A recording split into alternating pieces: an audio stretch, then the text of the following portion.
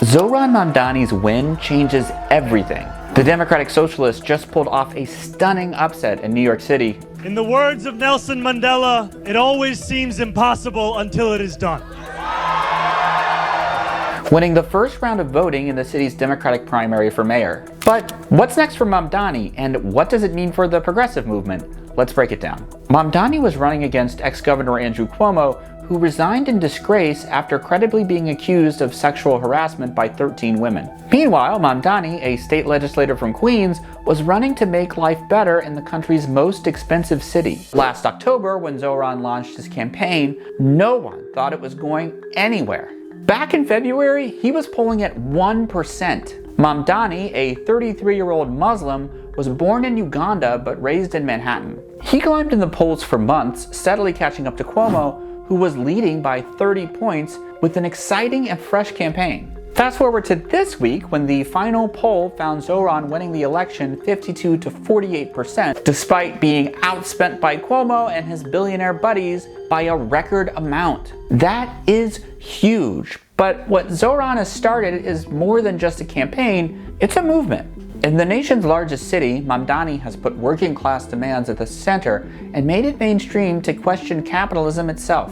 Also, Zohran has ran a near-perfect campaign, writing a playbook that progressives across the country can replicate. Political scientists say two key tactics have driven Mamdani's success. First, he's been laser-focused on affordability. Cost of living is the real crisis. Much like Bernie Sanders, who endorsed him, Zohran very rarely goes off message. The cost of living in New York is driving working class families out, while Russian oligarchs buy luxury third and fourth homes. Mamdani has tapped into the rage this is causing, much like Bernie and even Trump have. Second, Zohran may be the first truly TikTok native major politician in the United States. His campaign has been turning out banger after banger of short viral videos, going into bodegas To keep the city running. and doing subway takes. So what's your take?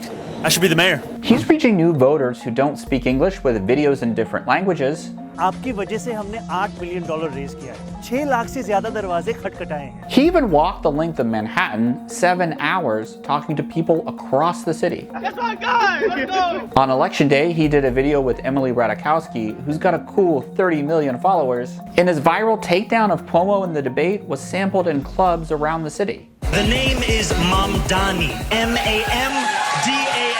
You should learn how to say it.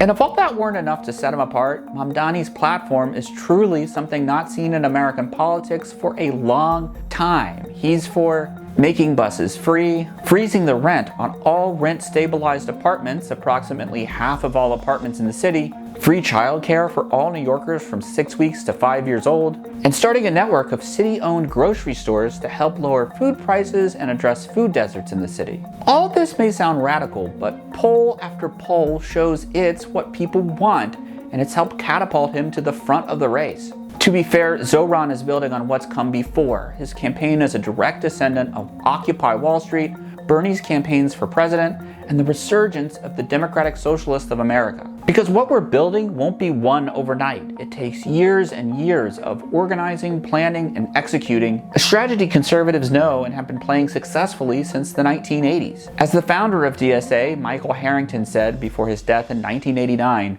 "If you consider your country capable of democratic socialism, you must recognize that the social vision to which you are committing yourself may never be fulfilled in your lifetime. The world we deserve won't happen tomorrow, and it won't happen next year. It'll come bit by bit with both wins and losses, successes and setbacks.